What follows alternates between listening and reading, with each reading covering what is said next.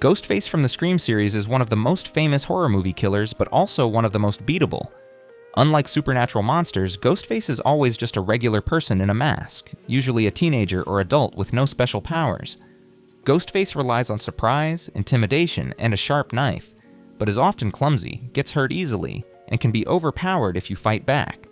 Ghostface's main strength is catching victims off guard, but once the mask is off, they're just as vulnerable as anyone else. They trip, get knocked out, and make mistakes, especially when their victims are prepared or refuse to panic. If you stay calm, use your surroundings, and defend yourself, you have a real chance of surviving. Setting traps, using household items as weapons, or even just running outside for help can give you the upper hand. Compared to other horror villains, Ghostface is definitely beatable. The Tethered from Us are creepy alternate versions of you that live underground, copying the exact actions of their surface counterparts. While they look scary and move with unnatural, jerky motions, they are surprisingly easy to outsmart and defeat.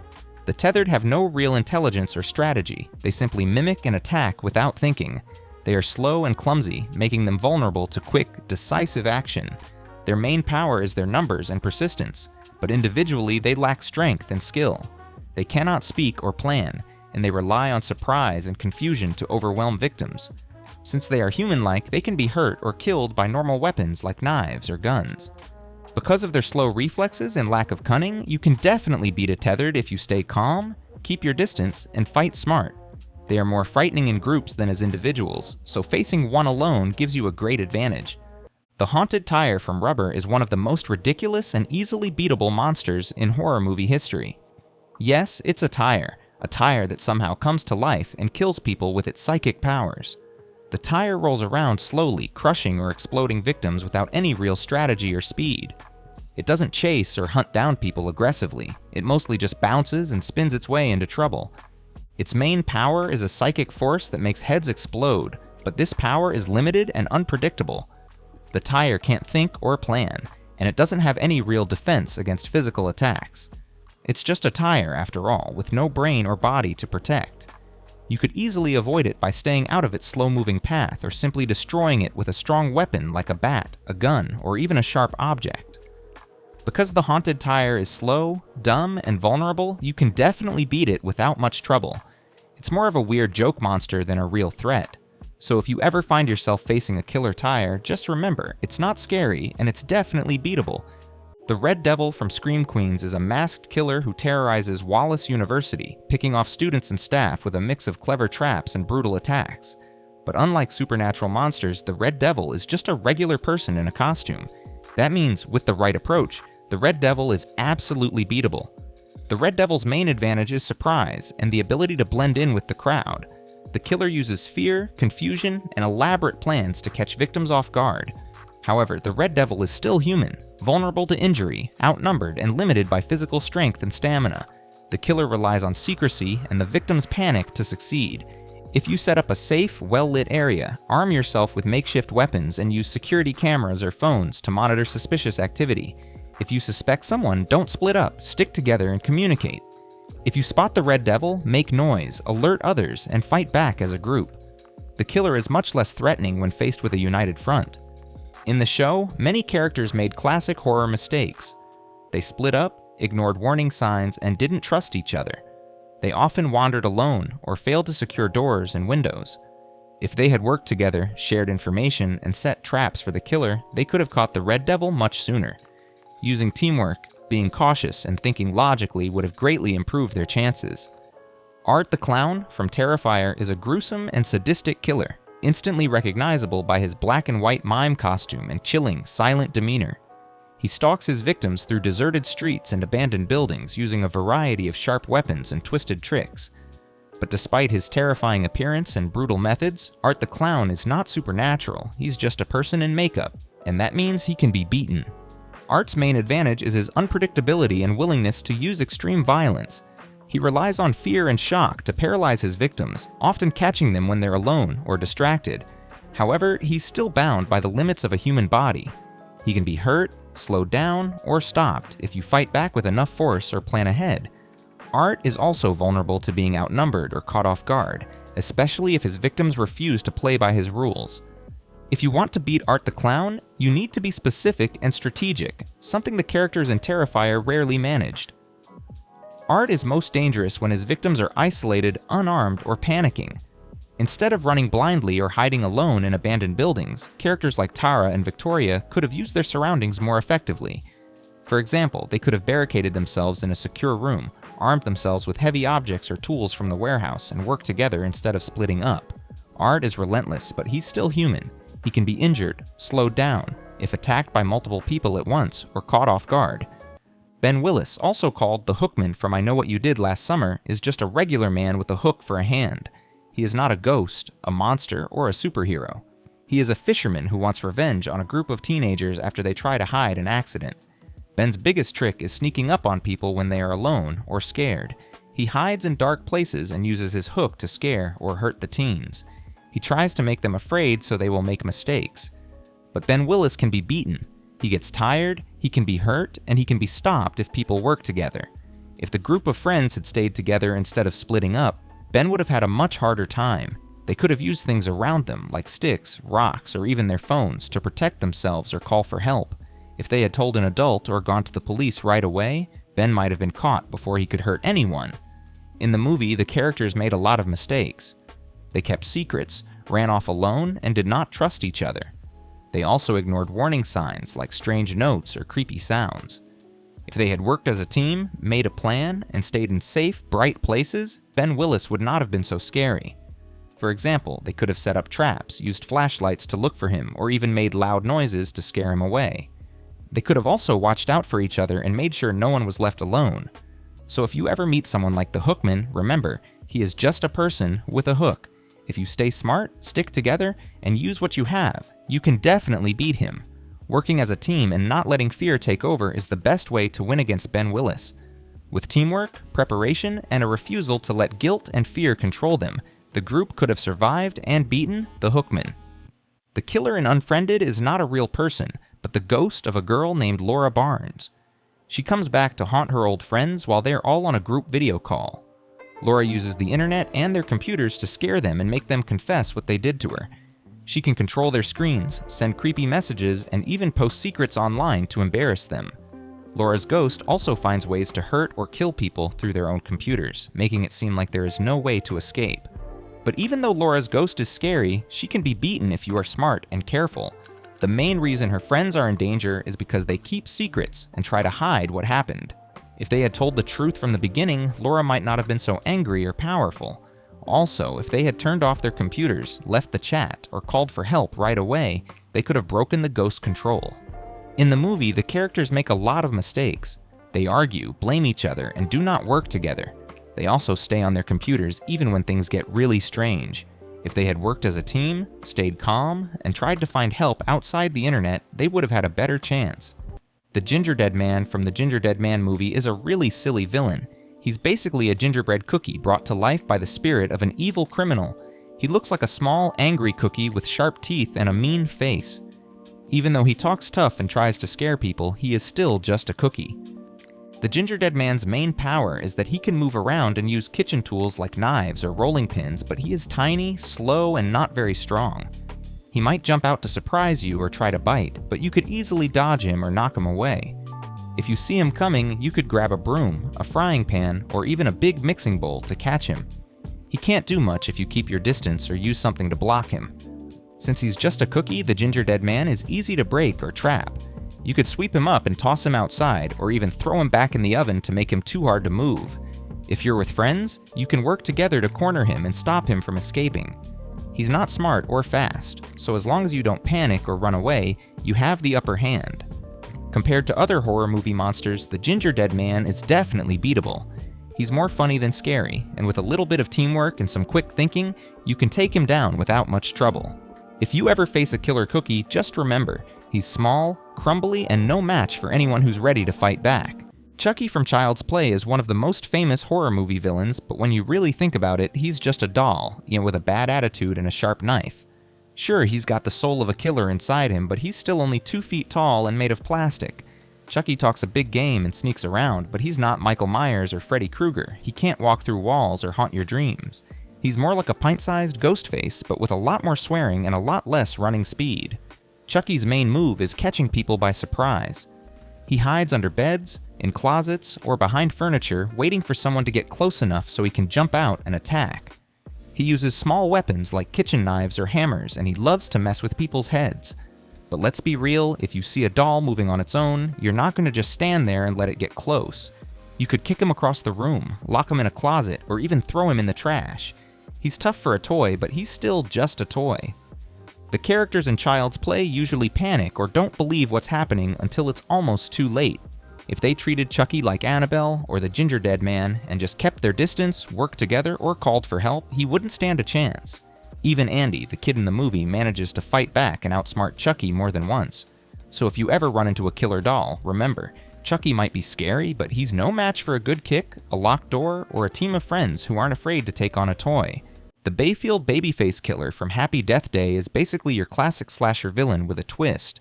They wear a creepy baby mask and keep coming after Tree, the main character, no matter how many times she survives.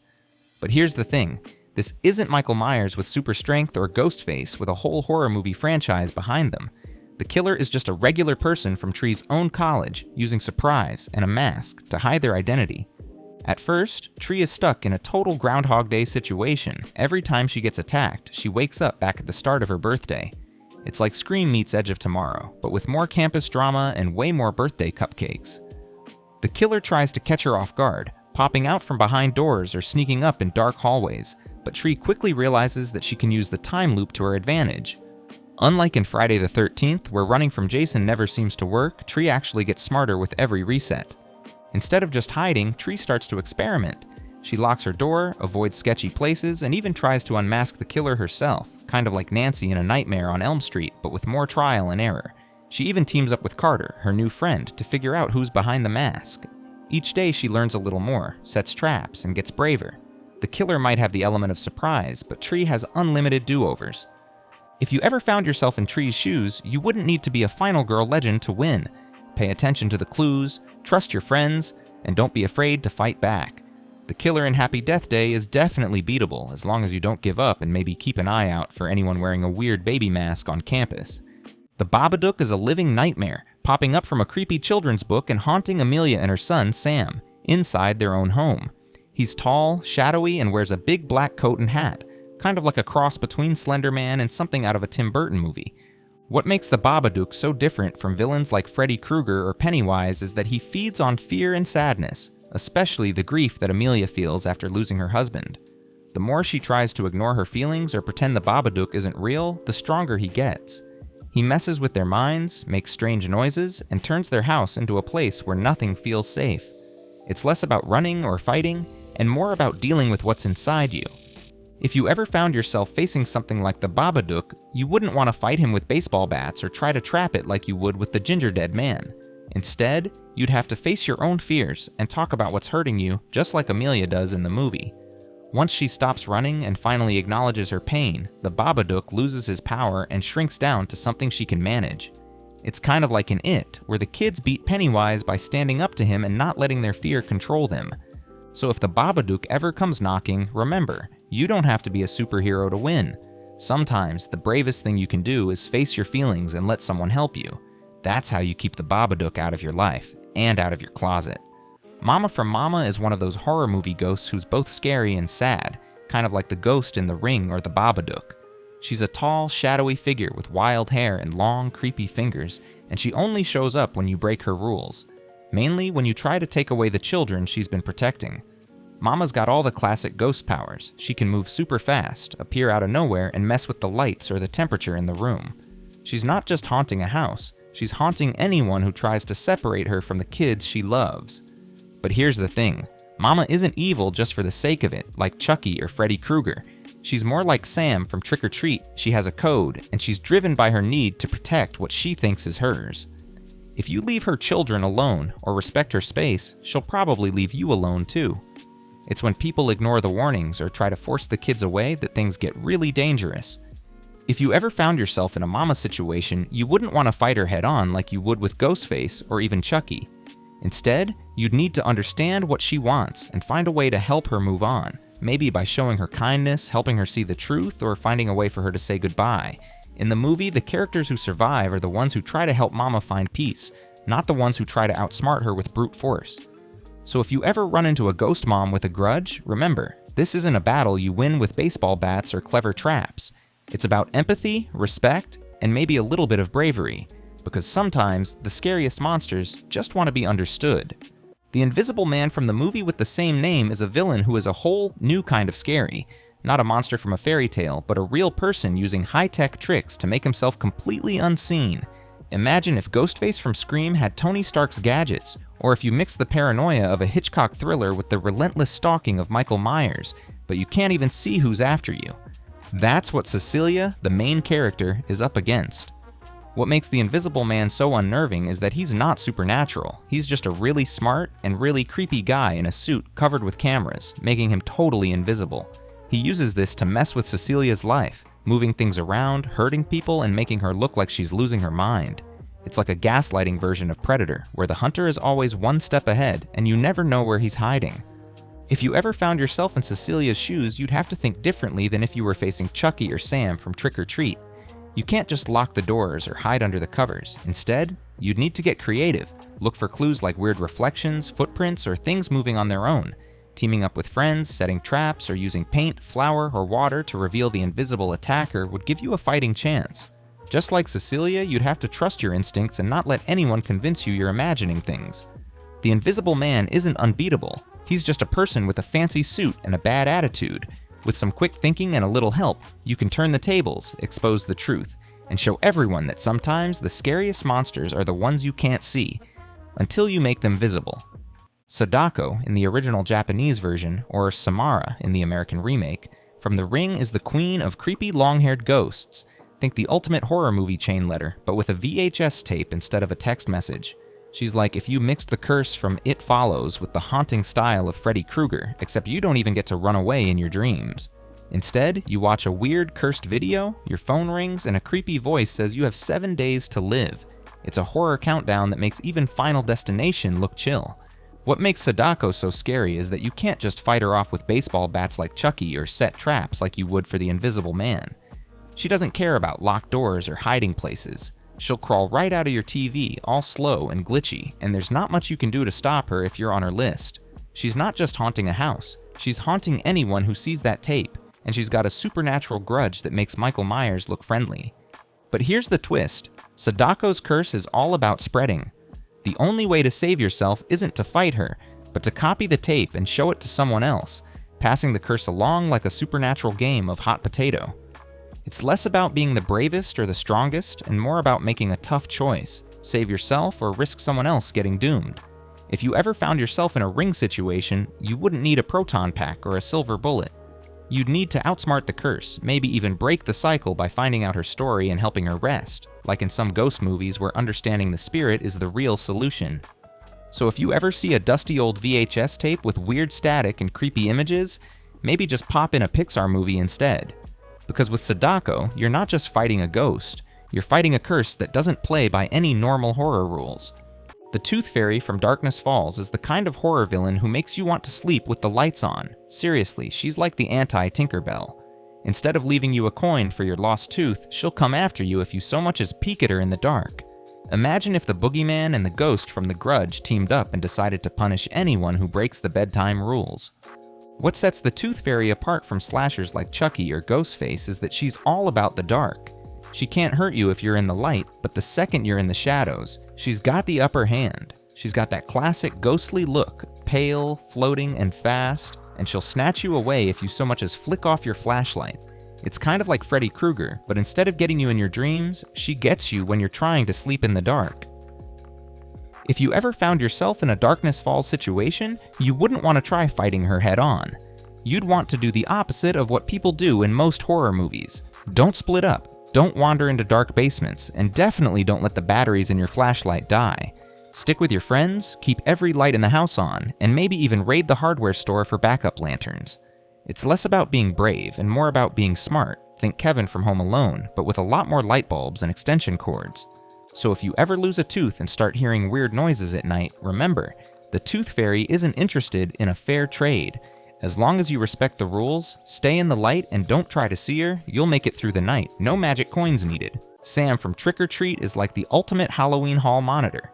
He's a little guy in orange pajamas with a burlap sack over his head, and he shows up whenever someone tries to break the rules of Halloween. Think of him as a mix between a creepy gremlin and a pint-sized Michael Myers, but with a love for candy and tradition instead of just chaos.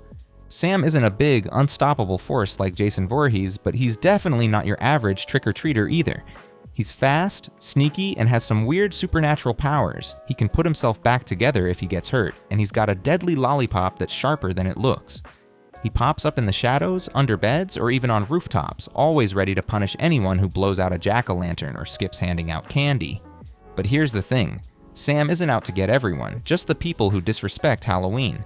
If you follow the rules, give out candy, keep your jack-o'-lanterns lit, and don't mess with traditions, you're probably safe. He's not like Chucky, who's out to cause trouble for anyone in his way, or Freddy Krueger, who haunts your dreams for fun. Sam's got a code, and he sticks to it. If you ever ran into Sam, the best move wouldn't be to fight him like you'd fight Ghostface or the Gingerdead Man. Instead, just play along with the spirit of Halloween. Hand out some candy, light your pumpkins, and don't be the person who ruins the fun for everyone else. Sam's scary, but he's also fair. He only goes after the real party poopers. So as long as you don't break the rules, you'll survive the night. And maybe even get a piece of candy for your trouble. What makes the Bye-Bye Man so creepy is that he doesn't have to chase you down himself. He uses your own mind against you, making you see things that aren't there and turning your friends against each other. It's kind of like a mix between Freddy Krueger's mind games and the curse from The Ring, but instead of a haunted tape, it's just 3 words you're not supposed to think or say. Don't think it, don't say it. Of course, the more you try not to, the harder it gets. Classic horror movie trap. The Bye-Bye Man is the kind of horror villain who gets inside your head, literally. He's not running around with a knife like Chucky or hiding in the shadows like the Tooth Fairy from Darkness Falls. Instead, the Bye-Bye Man is more like the ultimate urban legend. Once you hear his name, you can't stop thinking about him, and that's exactly what gives him power. It's a bit like Candyman or Bloody Mary. Say the name, and suddenly you're on his radar. If you ever found yourself in a Bye-Bye Man situation, fighting back would be less about baseball bats and more about mental strength. You'd have to find ways to distract yourself, stay grounded, and not let paranoia take over, sort of like the characters in It Follows, who have to keep moving and stay alert to survive. Teaming up with friends, writing down what's real and what's not, or even getting rid of anything that reminds you of the name could help. But the real trick is breaking the cycle, maybe by warning others or finding a way to stop the legend from spreading. So if you hear about the Bye-Bye Man, remember, the real danger isn't what's in the dark, but what's in your own head. Don't let him rent space in your brain, and you'll have a much better chance of making it out with your sanity and your friends intact. Annabelle from the Annabelle movies is the ultimate look but don't touch horror icon, a haunted doll with a porcelain stare and a knack for showing up where she's least wanted. She's not running around with a knife like Chucky or chasing you down with a chainsaw like Leatherface. Instead, Annabelle is all about that slow burn, supernatural terror. Doors creak, lights flicker, and things move on their own, all while she just sits there looking innocent and deeply unsettling in her frilly dress. What makes Annabelle so creepy is that she never actually moves on camera. She lets the evil around her do the dirty work. It's like she's the ringleader of a ghostly circus, summoning spirits and causing chaos without ever getting her hands dirty. Think of her as the horror movie equivalent of that one kid in class who starts all the drama but never gets caught.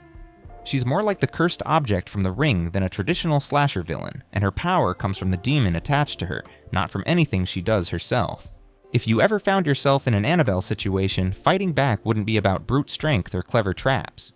You'd want to avoid messing with haunted objects in the first place. Seriously, if you see a creepy doll locked in a glass case with a "Do Not Open" sign, maybe just leave it alone and go watch a Pixar movie instead. If Annabelle's already in your house, your best bet is to call in some experts. Think the Warrens from The Conjuring or even the Ghostbusters, and keep the doll locked up tight. Don't try to outsmart her with DIY exorcisms or midnight seances. Annabelle's brand of horror is all about psychological dread and letting your imagination do the rest. Esther from Orphan is the ultimate example of looks can be deceiving in horror. She shows up as a sweet, well-behaved little girl, but behind the ribbons and innocent smile, she's actually a grown woman with a dark secret and a dangerous mind. It's like if Wednesday Addams took a page from Norman Bates's playbook. Esther doesn't rely on supernatural powers or brute force. She wins by being manipulative, cunning, and always 2 steps ahead. But here's the thing. As scary as Esther seems, beating her would actually be a lot easier than taking on most horror villains. She's not immortal like Samara from The Ring, or physically unstoppable like Leatherface. Her only real weapon is her ability to trick people and play on their trust. Once you start paying attention to the weird details, her old-fashioned habits, her strange knowledge, and the way she tries to turn people against each other, her act starts to fall apart. If you ever found yourself in an Esther situation, the best defense isn't brute strength or elaborate traps. It's about staying sharp, talking openly with your family, and not letting yourself get isolated or gaslit. Don't ignore the red flags and trust your instincts if something feels off. If you work together and keep communication open, Esther's manipulations lose their power fast. Compared to masked slashers or supernatural threats, she's beatable, as long as you don't let her divide and conquer. So if you ever meet someone who seems too perfect and a little too clever for their age, remember, the real danger is in letting them control the story. Stay connected, ask questions, and Esther's whole act crumbles. No exorcism or chainsaw required. The Babysitter Cult from The Babysitter is one of those horror movie groups that looks intimidating at first. Cool teens, matching robes, and a big dramatic ritual. But honestly, they're about as threatening as a group of kids trying to sneak into an R-rated movie. Unlike supernatural villains or masked slashers, these cultists are just regular people who seriously overestimate their own evil skills. What makes the Babysitter Cult so easy to beat is how clumsy and overconfident they are. They spend more time arguing, showing off, and making pop culture references than actually being dangerous. Each member has a big personality but zero real experience.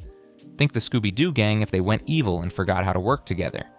They get distracted, underestimate their target, a kid, and fall for simple tricks.